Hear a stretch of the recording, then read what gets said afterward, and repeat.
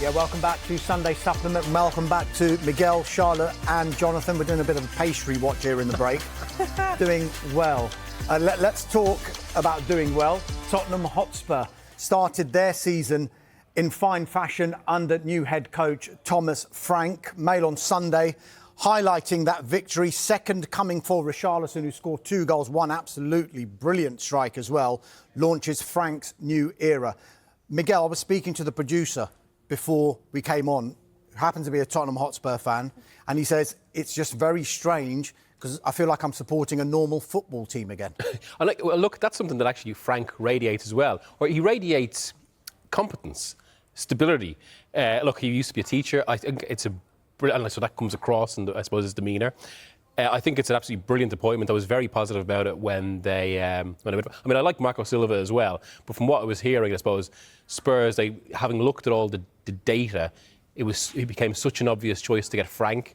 I think he's perfect for the club and what they're trying to do now, which is, I suppose, just get that structure right, to actually have something sustainable in place. I mean, Postecoglou, despite the victory at the end, there were so many extremes within his tenure. It doesn't feel like you're going to get that with Frank, but you are going to get a really good, solid, upwardly mobile team. Now, of course, some of it's going to be dependent on expenditure, but Spurs, if they can get deals over the line, have been much more willing to spend this summer. It's been another aspect, I suppose, that has contributed to mostly optimistic vibe. And yeah, the win, even allowing for Burnley's performance, it was really, really encouraging. How do you see Tottenham Hotspur's season, Charlotte? There's optimism now, of course, under Frank, and a degree of optimism given the performance against Paris Saint-Germain, albeit a penalty shootout defeat, but they've started the season with a victory. Can they maybe look at top 5, or is that asking for too much given how it ended last season?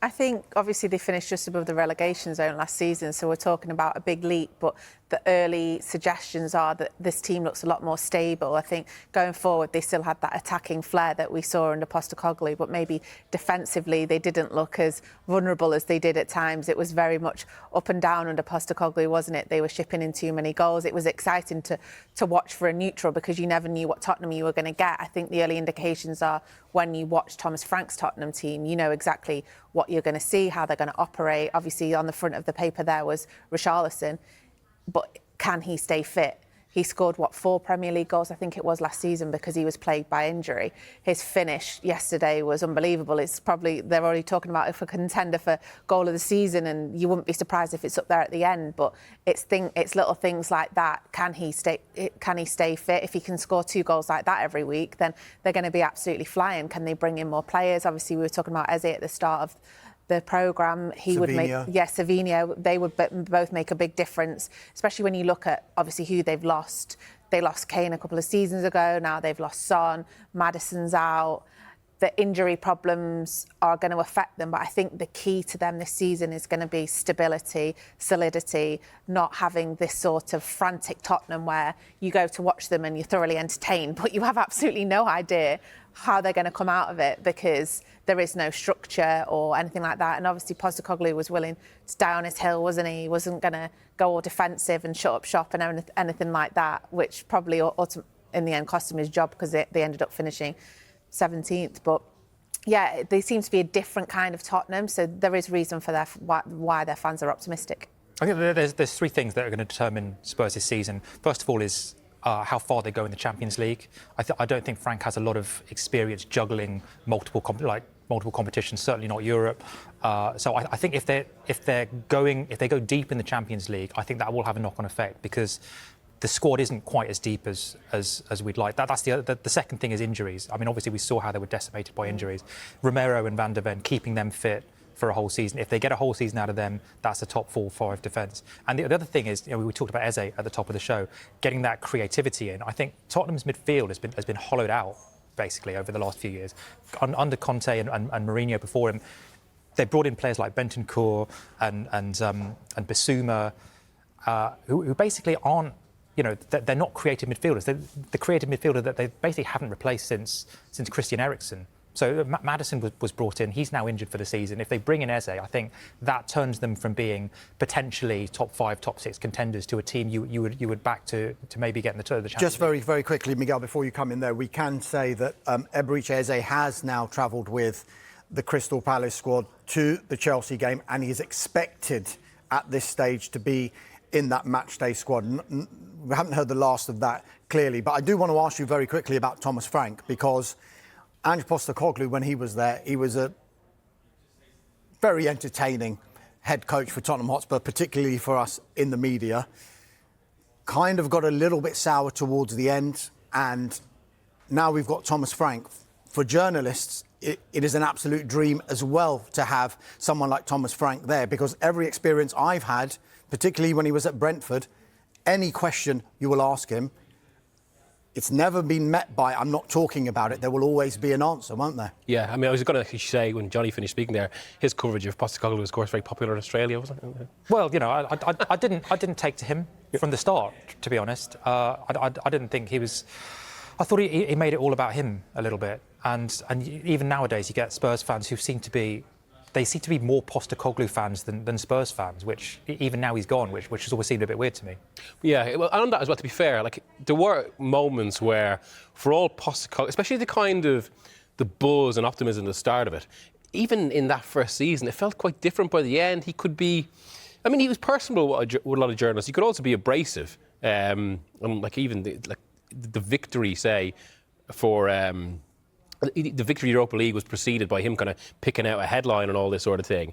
Frank, I mean, look, who knows? Once you're at a kind of a bigger club or a club with more noise around them, managers can react in different ways. There's a different sort of pressure. But as you say, Frank, I mean, I remember being at one of their games, when they drew with Chelsea earlier this season, and he was just happy to sit there with the media afterwards, and he expanded on, say, the Club World Cup and went into all the different ins and outs. And to a degree, and this is why it fits that Frank is at one of the kind of big signature clubs of the Premier League, because there was almost an element that he became one of the kind of the spokespeople for the Premier League throughout his time at Brentford. He's one of the best speakers, a really intelligent and considered man. And again, yeah, just to reiterate, I suppose, I think it's such a good appointment for Spurs.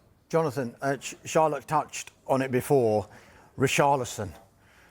I mean, it's been a fantastic start to the season for him.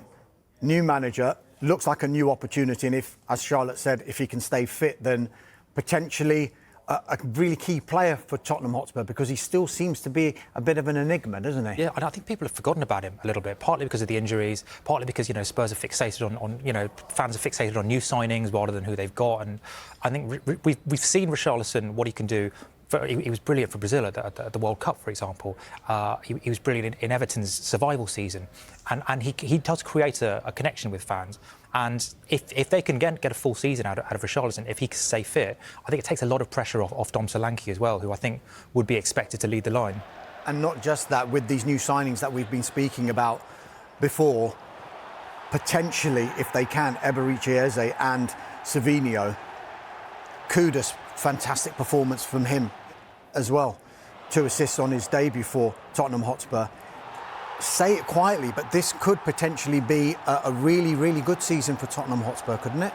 Yeah, I mean, as you say, as Charlotte's already mentioned, if it's Savinho and Eze, it does just change the dimension of the team, and suddenly the amount of attacking sparkle they got. I mean, I know there's been maybe some debate over whether Savinho is quite worth the fee he'd pay, but in that sort of, I think this is another thing with Frank, actually.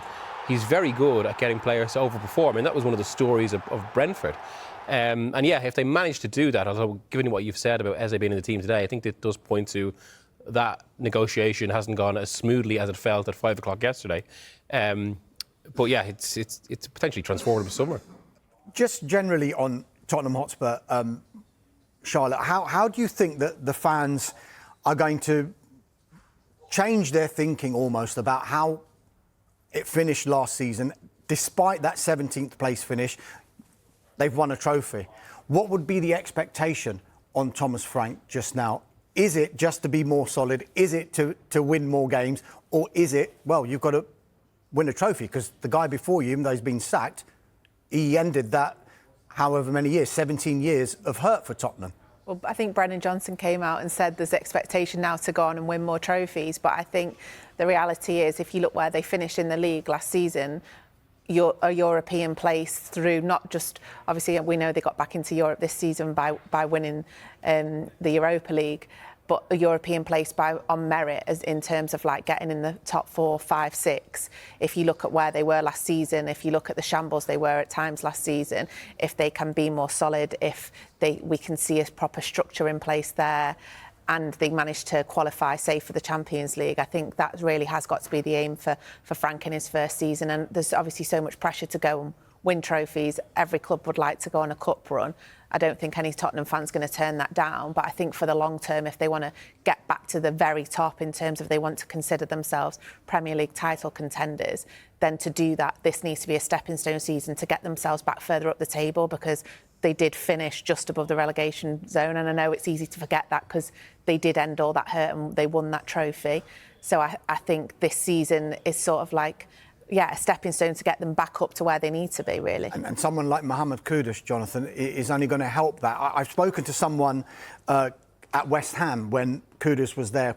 Obviously, that first season, he looked fantastic. Not so much last season, but he told me that he's constantly studying football, and that's all he wants to talk about. He's a real studier of the game. He doesn't want to go out. He just really wants to just get every little bit of detail to make himself a better player. People won't know so much about that, but that can only be good for someone like for Thomas Frank and for the Tottenham Hotspur fans. Yeah, it was a great start. I mean, did you see that little... I won't do it here, but that little bit of skill by the touchline where he controls it on his heel. And I'm no Kudus, but don't clip that up. Don't clip the socials. But the consistency has been the thing. I mean, he had a fantastic first season at West Ham.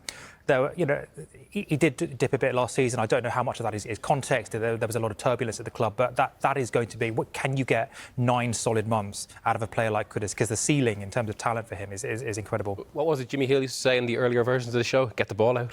The ball out. Yeah, big start then fall over. For Tottenham Hotspur, a 3-0 win, and another 3-0 win yesterday saw Sunderland come back with a bang.